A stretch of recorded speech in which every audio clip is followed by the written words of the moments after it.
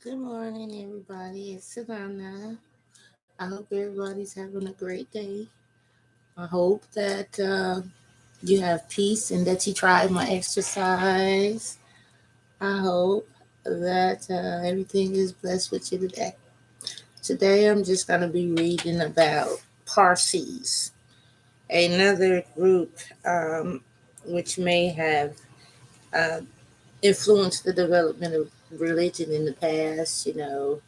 Just knowing the different things that humans went through in development and knowing how we chose our religions and how they can be intertwined with one another and we not even know it.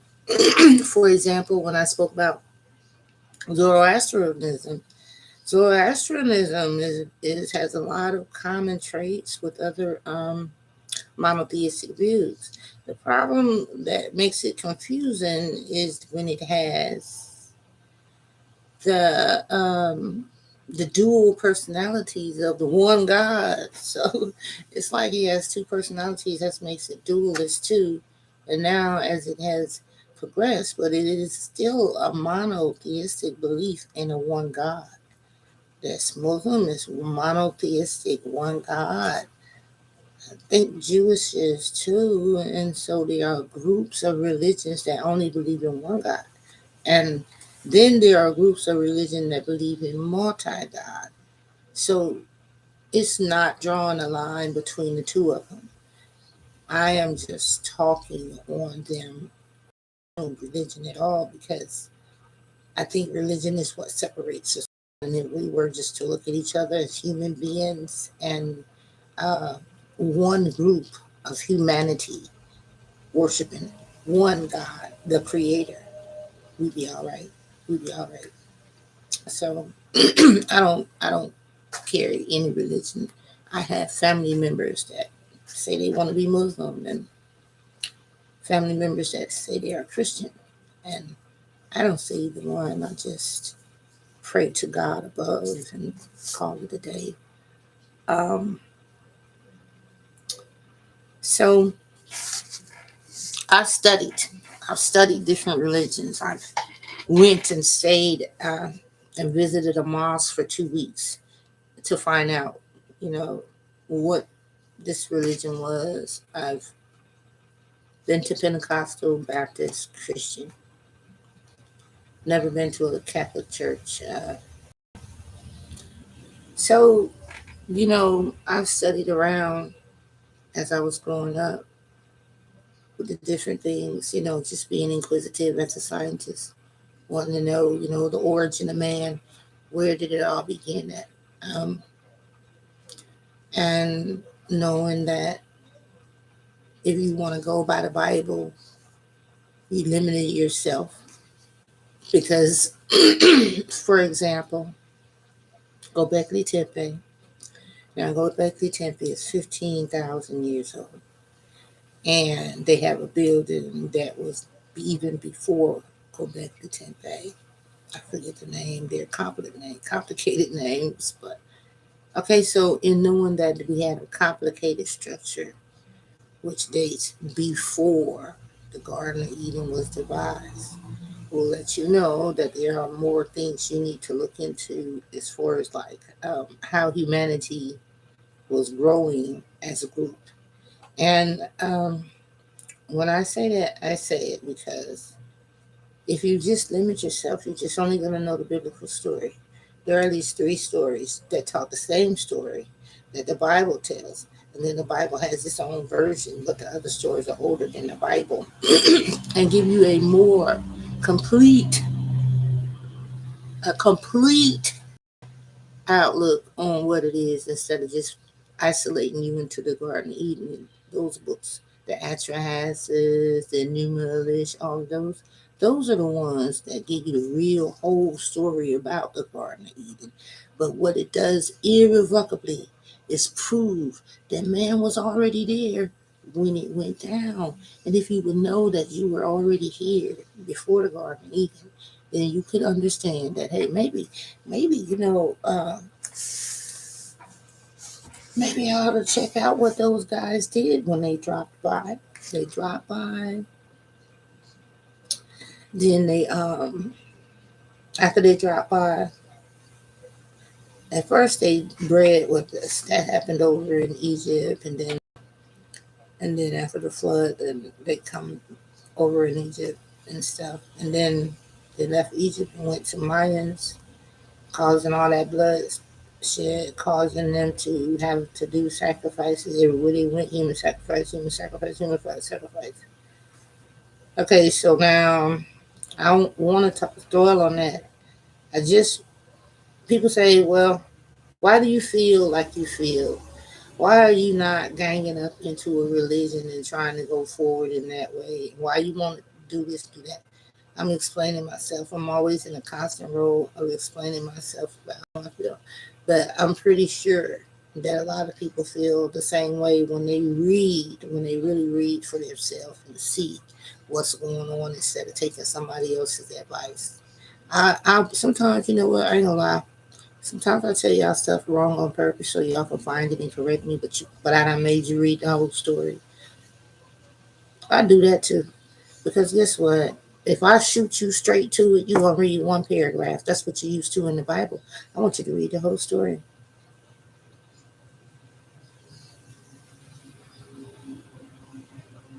So instead of giving you a paragraph that's gonna explain your life, I want you to read the whole book. I want you to read it and take some comprehension in it. Then let's talk about this. Let's talk about other examples because I'm so lopsided. I think somebody may have even referred to me as prejudice. I'm not prejudiced. I'm working on what it takes to fulfill me. I needed to know about me. Okay, but I did learn some stuff. For example, Beowulf, Macbeth, those men, those a lot of them was giants. So there's giants everywhere.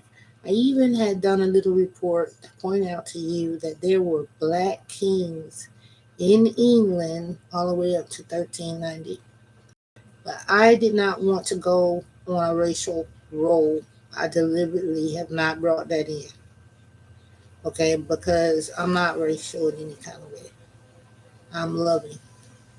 I'm loving. So when it come down to racism, I don't get into it because I have my eyes on the truth. The truth is, as a humanity, we were surviving on this earth just fine.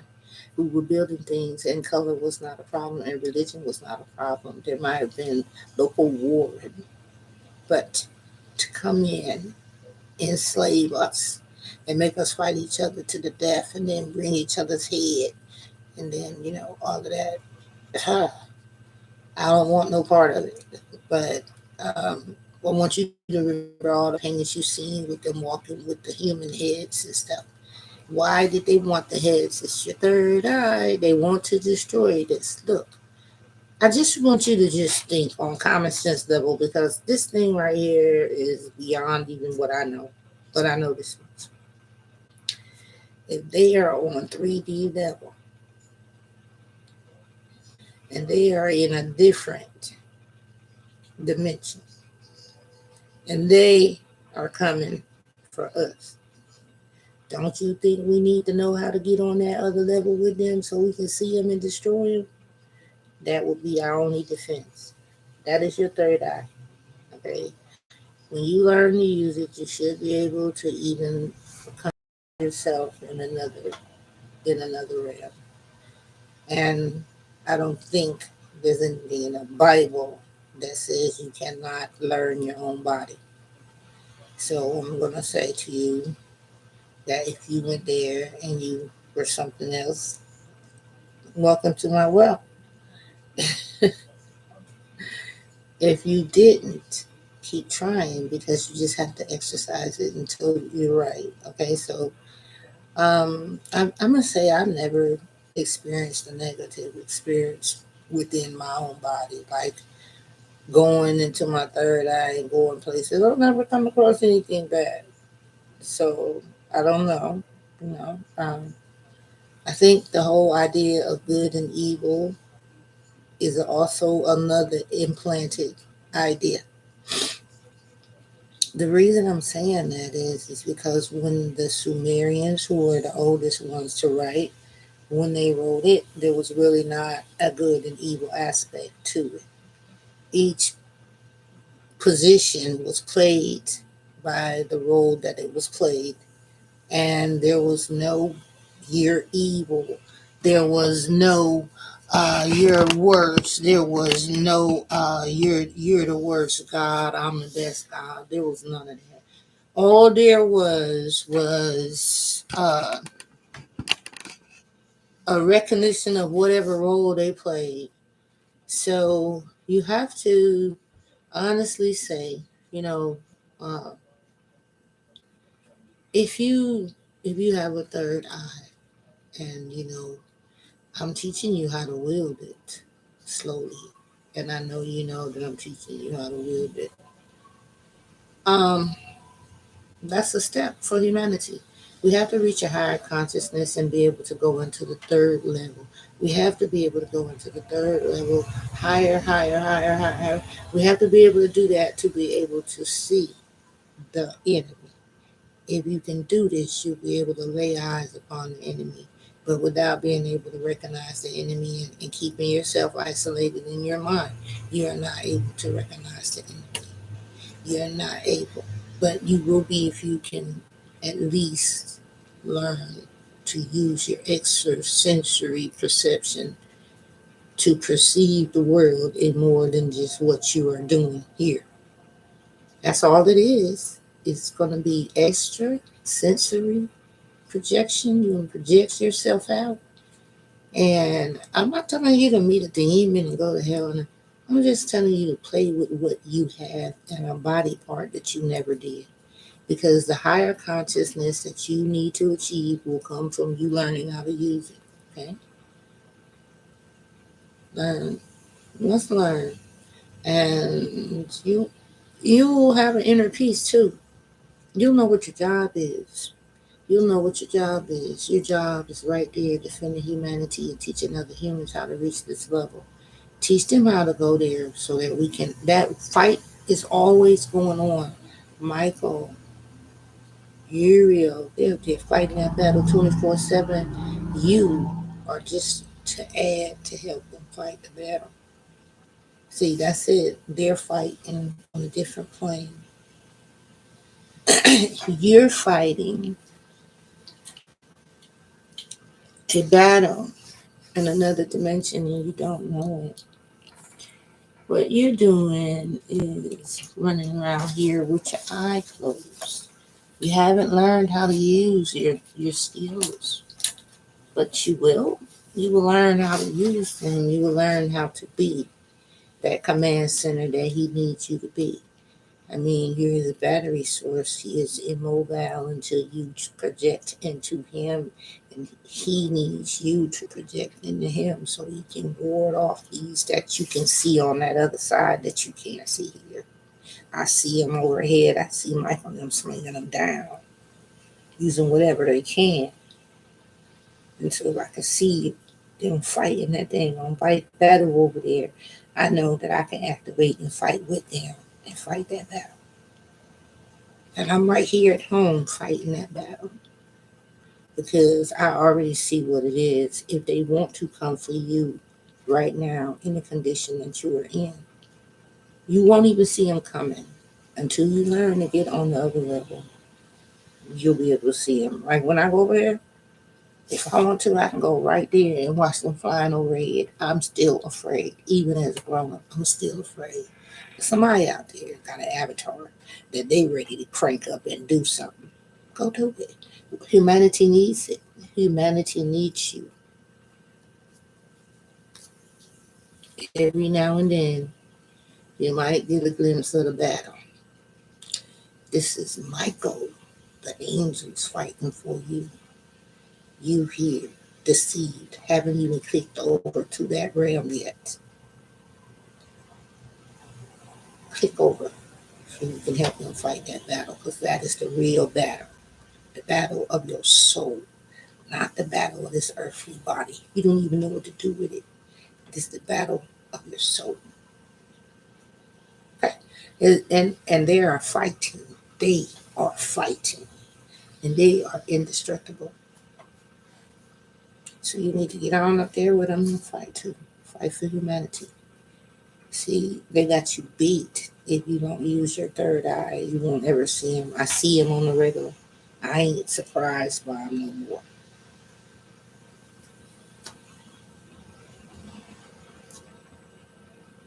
We're going to get you.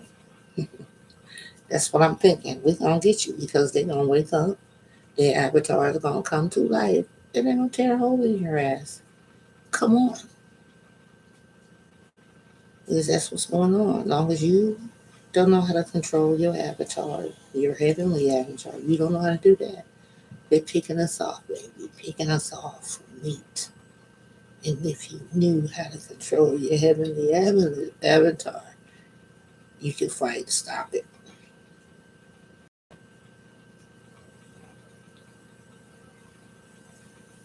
Yeah, I got low little squinty eyes.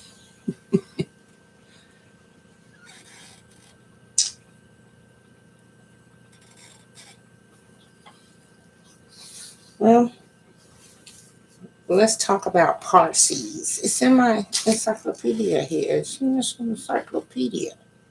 And read about it. Let's see what they got going on. I always like to find out my religious and spiritual history. Get something different in me. Okay. Parsees concentrated in Pakistan, and they migrated or immigrated from Persia, and they ran from Islam, and they retained Zoroastrianism as their ancient religion. So Parsees is a form of the Zoroastrian religion. And this is mostly over in some of the earliest religions known to man, you know. So we don't just learn. The details of their skirt from Persia, the sea voyages to India are legendary.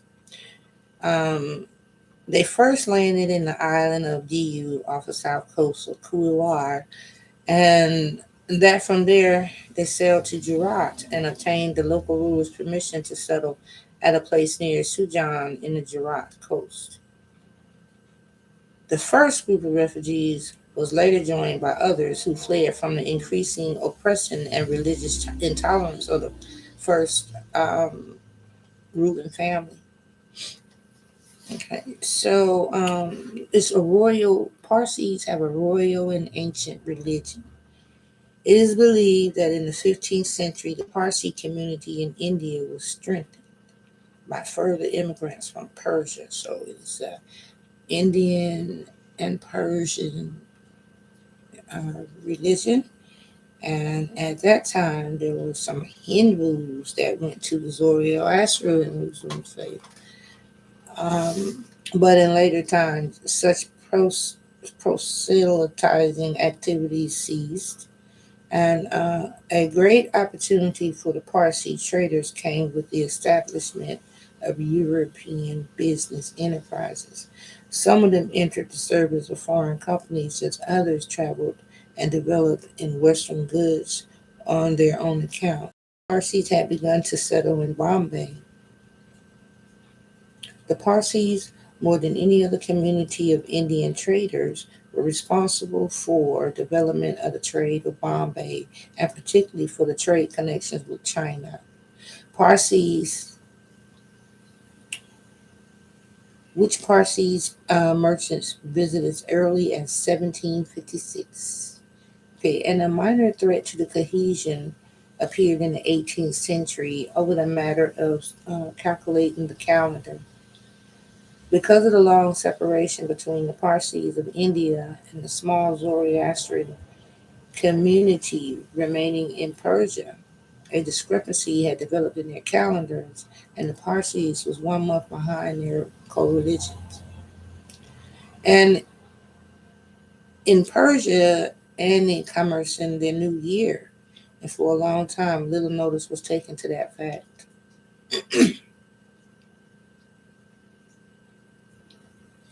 When the ancestors of the Parsees first settled in India, they spoke Persian. But being a small community, they gradually adopted the language of their host country and became speakers of Gujarati. They also have a Hindu influence. Towards the end of the 18th century, they sought and received confirmation of its power from the British authorities, and in the course of the 19th century, it initiated a number of reforms.